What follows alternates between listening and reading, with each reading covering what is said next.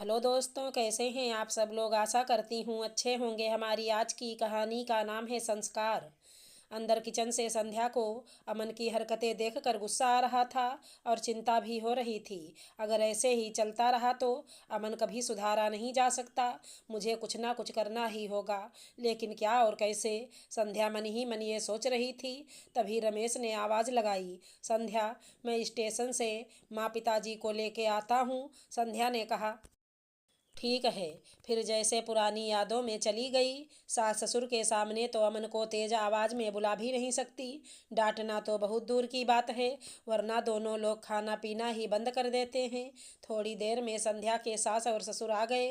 रमेश उनको घर पे छोड़ के कुछ काम से बाहर चला गया। इधर अमन दादा दादी को देखकर ऐसे रोने लगा जैसे बरसों बाद मिला हो। इतने में विमला देवी ने कहा, क्या हुआ? किसी ने मेरे पोते से कुछ कहा क्या? इतना सुनते ही अमन शुरू हो गया, दादी, आपको पता है, आपके जाने के बाद पापा ने मुझे बहुत मारा और कहा अगर पढ़ाई में लापरवाही की बहुत मार पड़ेगी।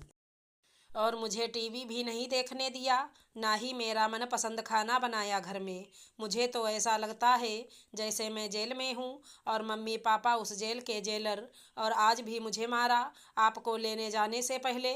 अब आप आ गई हो, अब मैं आज़ाद हूँ और अब आप वापस कभी मत जाना। इतना सुनते ही संध्या ने कहा, अमन, तुम्हें पापा ने कब मारा? सिर्फ समझाया था। तुम दादी से झूठ क्यों बोल रहे हो? वो भी तुम्हारी जिद के कारण। तुम्हें उन्होंने तला हुआ खाना खाने और रात भर टीवी देखने से मना किया था ताकि तुम्हारी आंखें और स्वास्थ्य खराब ना हो। संध्या ने अपनी सास को चाय देते हुए कहा। संध्या का जवाब सुनकर विमला जी ने कहा, हाँ, अब बच्चे को झूठा साबित कर दो। तुम्हारा तो यही काम रह गया, सबके बीच झगड़े लगाती हो। बस भड़का दिया होगा। ऐसे ही रमेश को कह दिया होगा कि पढ़ता नहीं है, बर्गर खाता है। मर्द जात को गुस्सा तो आएगा ही। बाहर के काम करो और घर आके शिकायतें सुनो तो बच्चे को तो मारेगा ही। लगा दिया बाप बेटे में झगड़ा और खुद महान बन गई। एक महीना मैं बाहर क्या गई, तुमको आज़ादी मिल गई तो तुमने तो सोचा होगा सास आए ही ना। जा बेटा अमन, तू देख ले टीवी, मैं भी देखूँ कौन क्या करता है। मुंह पे हाथ रख के अमन हंस रहा था।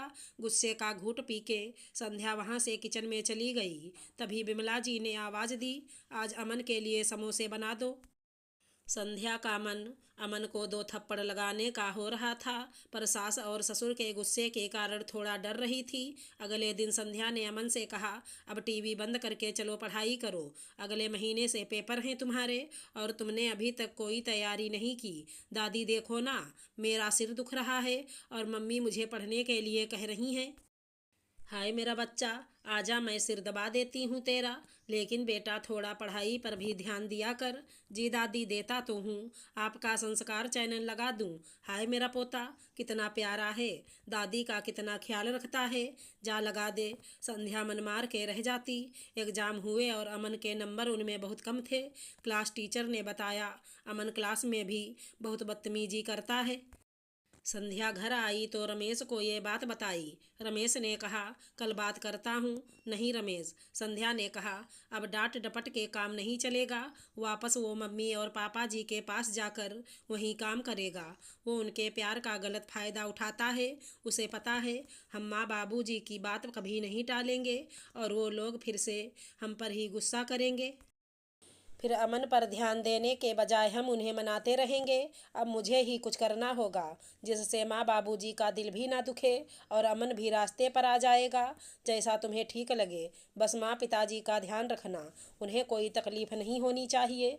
अगले दिन संध्या सीढ़ियों से गिर गई। डॉक्टर को बुलाया तो पता लगा पैर में फ्रैक्चर है। बेड रेस्ट करना होगा कम से कम 2 हफ्ते तक। ये बात रमेश ने घर आकर अपनी माँ को बताई। अब कैसे होगा, मुझे भी कल जरूरी काम से शहर से बाहर जाना है।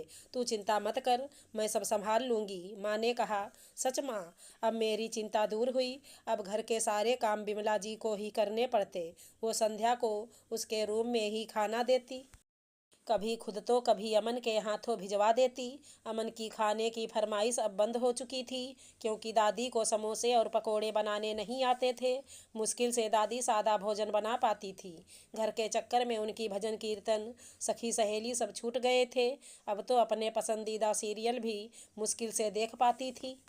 इधर अमन की हर रोज नई फरमाइश होती। कभी दादाजी बाजार ले जाते, कभी दादी को करनी पड़ती, लेकिन अब उनकी परेशानी चेहरे पर साफ झलकती थी। इधर संध्या सब चुपचाप देख रही थी। एक दिन शाम को खाना खाते समय अमन ने कहा, दादी जी, आप रोज एक जैसा ही खाना बना देती हैं, मुझे आज पास्ता ही खाना है। तब विमला जी ने कहा, पास्ता सेहत के लिए अच्छा नहीं होता, पौष्टिक खाना खाते हैं, खा के देखो कितना स्वादिष्ट बना है। अमन ने खाने की प्लेट को खुद से दूर फेंकते हुए कहा, नहीं खाना मुझे ये बेस्वाद खाना। मुझे लगा आप खाना बनाएंगी तो मुझे बढ़िया खाना मिलेगा खाने को, मैं पूरी आज़ादी से जो मन करे खा सकता हूँ। लेकिन आप तो मम्मी से भी बेकार हैं। संध्या ने आज अपने सास ससुर के सामने अमन के गालों पे तमाचे मारे। अमन, ये थी तुम्हारी आज़ादी की सीमा, जो तुम्हें अभी तक मिली हुई थी। आज़ादी का मतलब भी जानते हो? 8 साल की उम्र में इतनी बड़ी बातें। तुम्हारी इस हरकत और फरमाइश को आज़ादी नहीं, बदतमीजी कहते हैं, समझे? कोई अपनी दादी और दादा से ऐसे बदतमीजी से बोलता है क्या? माफ़ी मांगो और जाके चुपचाप अपनी प्लेट उठाओ और सफाई करो, समझे? अमन अपनी मम्मी का ये रूप देख के डर गया था। आज विमला जी और राजकुमार जी भी चुप थे। रोता हुआ अमन अपनी दादी के पास जाकर बोला, दादी, मम्मी ने मुझे मारा और आपने मुझे बचाया भी नहीं। हाँ बेटा, और आगे बचाऊंगी भी नहीं, क्योंकि मम्मी ने तुम्हें तुम्हारे गलत व्यवहार के लिए मारा। अब तुमको मम्मी पापा की बात माननी ही पड़ेगी। जैसा वो बोलेंगे वैसा ही करना पड़ेगा। जाओ, जाके प्लेट उठाओ और सफाई करो, विमला जी ने कहा। आज संध्या के सास ससुर भी शर्मिंदा थे, क्योंकि उनको पता था अमन के इस व्यवहार के लिए कहीं न कहीं वो ही जिम्मेदार हैं। संध्या कमरे में जाने लगी तो विमला जी ने रोकते हुए कहा, सुनो बहू, आज से यहीं हमारे साथ ही खाना खाना, और हो सके तो मुझे माफ़ भी कर देना। संध्या ने कहा, नहीं माँ जी, इसमें माफ़ी की नहीं, समझ की ज़रूरत है। बेशक आप अपने पोते को प्यार कीजिए, परंतु उसे गलत बात पर रोकिए टोकिए, बताइए कि सही गलत का फ़र्क समझाएं। मेरी गलतियों पर मुझे भी डांट लगाइए, लेकिन हो सके तो ये सब अमन के सामने ना हो। उसको पता चलना चाहिए कि गलती किसी की भी बर्दाश्त नहीं की जाएगी, और ना ही गलतियों पर उसकी तरफदारी की जाएगी। उसको आज़ादी का सही मतलब बताइए। बड़ों की इज्जत करेगा तभी समाज हमारे संस्कारों पर उंगली नहीं उठाएगा। बस मैं उतना ही चाहती हूँ। सही कह रहे हो बहू। अमन ने अपनी दादी को माफ़ी मांगते हुए देखा तो उसे अपनी गलती का एहसास हुआ। अमन ने अपनी मम्मी के पास जाकर कहा, मम्मी मुझे माफ़ कर दो। देखो, मैंने प्लेट भी उठा दी और सफाई भी कर दी। तभी पीछे से रमेश भी आ गए। संध्या ने अमन को गले लगाया और कहा, कोई बात नहीं बेटा, लेकिन आगे से ऐसा कभी नहीं होना चाहिए। पक्का प्रॉमिस माँ, अमन ने कहा। चलो दादा दादी से माफ़ी मांगो जल्दी। सॉरी दादी। तभी राजकुमार जी ने कहा, अच्छा चलो, अब सब खाना खाते हैं, नहीं तो खाना ठंडा हो जाएगा। तभी रमेश ने संध्या के कान में धीरे से कहा, अच्छा हुआ सच पता नहीं चला तुम्हारा, वरना अभी अनशन शुरू हो जाता। अंत भला तो सब भला। वो गाना सुना है ना, चलती का नाम गाड़ी? तभी बिमला जी की आवाज़ आई, अरे बहू जल्दी आओ दोनों, खाना ठंडा हो जाएगा।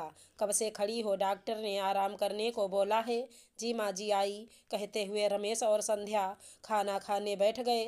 दोस्तों, बहुत से संयुक्त परिवार के बच्चों की ये दिक्कत रहती है। वो परिवार के प्यार का गलत फ़ायदा उठाता है और गलत आदतें सीख जाता है। झूठ बोलकर सबका ध्यान अपनी तरफ रखना चाहता है। बच्चों को प्यार जरूर करें, परंतु अनुशासित जीवन जीना सिखाना चाहिए, जिससे वो बड़ों का आदर करना और सम्मान करना भी सीखें। अगर हमारी कहानी पसंद आई हो तो चैनल को लाइक शेयर सब्सक्राइब करें। धन्यवाद दोस्तों।